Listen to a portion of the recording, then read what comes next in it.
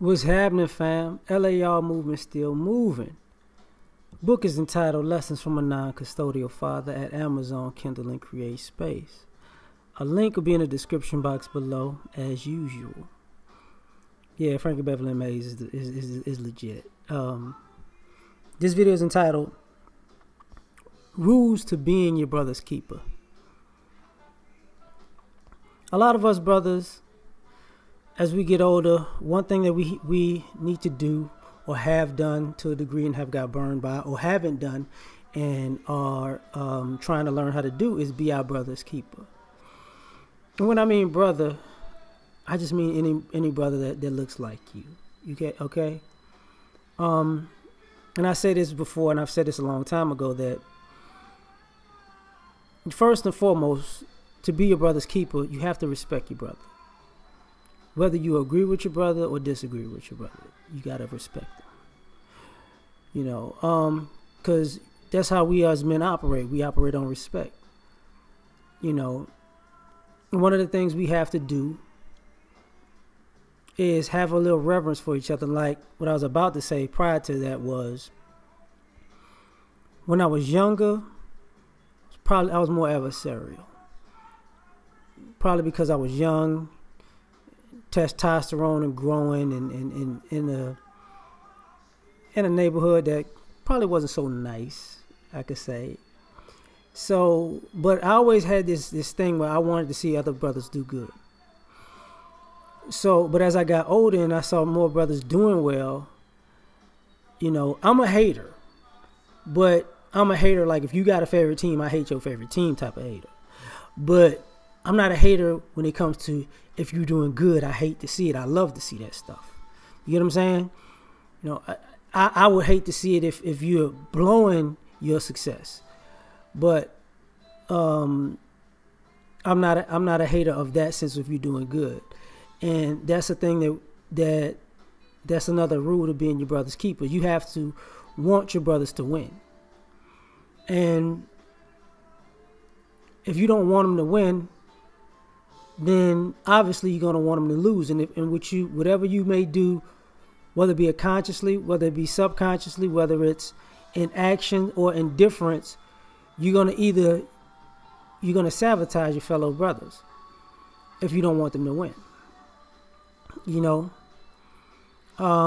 So in my opinion, you have to want your brothers to win. Another thing.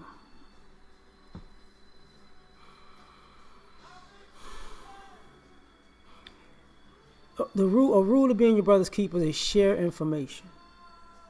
If you know something that can help your fellow man, and that's what they need, give them that information.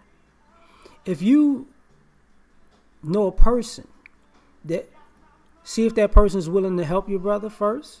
Run it by them, you know, give them a rundown. And if they give you the green light to do it, then introduce those people. You know what I mean? Share information. It's information as far as networking. If you have an idea that you're not using and one of your brothers could use, give them the idea. You know, now all these things are reciprocal, you know, but that's rule of being your brother's keeper, because if you want to see him win, you're going to help him win.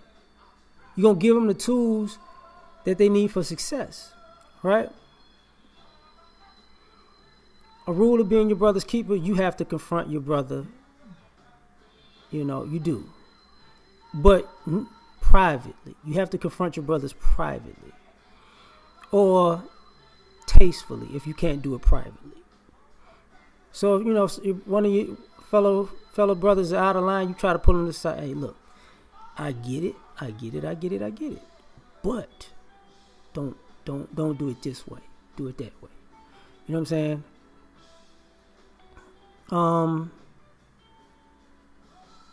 Because what winds up happening is,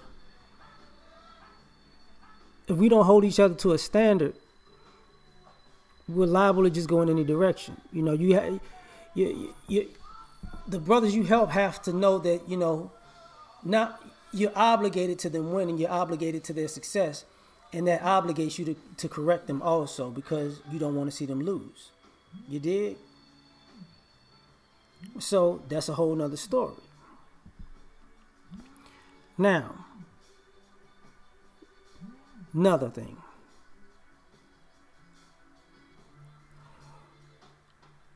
If you want to be your brother's keeper, make sure that they're doing right by themselves and their family. Sometimes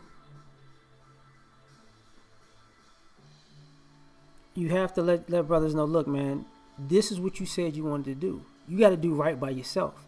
Not do right by me. Do right by you. Because you're the ones you're going to have to look in the mirror. You're going to have to do right by yourself. You're going to have to know what you need to fix or what you need to keep doing. That way, you can self-correct yourself. Because sometimes we get off track. That's life, right? You know? And that's a problem. It is what it is. So next, we have to validate each other. And what I mean by validation is some of us have been places that our younger brothers or brothers in our group have not been. We've done things that they have not done. And because it's a newer process to them, we don't validate them along the way because we can see if they might be lost. We're not saying, hey, you're doing the right thing. Here's a suggestion. To make this process easier, this. We never give them that little tad bit to let them be settled and like, okay, I'm going the right way. I'm doing the right thing. You know, if you're going to be your brother's keeper, let him know that he's doing the right thing and going in the right direction. You know, don't let him just walk aimlessly, even if it's into success, because you're not preparing him to respect other brothers like himself. Or to ever look back and reach back at other brothers he will see that reminds him of himself, because he doesn't remember you giving him validation. He's not going to affirm the next brother. He may not. I'm not going to say he won't, because brothers do it because they didn't get it. So can't say that. But let them know what's up. You know, another rule of being your brother's keeper. If you've been there before, let him know ahead of time what's there when he gets there. You know, tell a brother all the potholes that they're going to have to face before they get there. You know, there was a video about actually Chris Brown, and I guess he had talked to somebody in the business, and they said they got him in the office, and the guys were losing it when he was leaving the office, because they was like, how does he know to ask for these things? How does he know this? How does he know that? And in my mind, I was like, obviously, somebody who was older than him and wiser than him and who was in the business hipped him to the game to know what to say, what to ask for, what to do before he walked in that office around a table full of people that didn't have his best interests at heart. We got to do that with each other.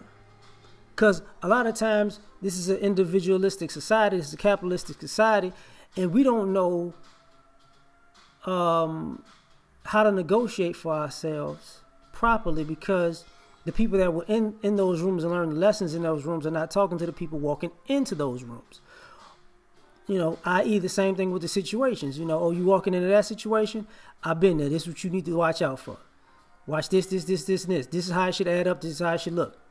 If it's not this, something fishy. Now, if it's not this, but this is involved, that makes sense. You know, we got to give brothers a heads up. That's how you look out for your brothers, be your brother's keeper. And ultimately, a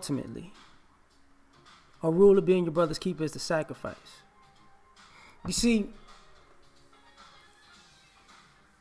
we're all gonna make sacrifices for the betterment of each other. And to be your brother's keeper, you have to sacrifice some things for your brother, and to be your brother's keeper so they can benefit.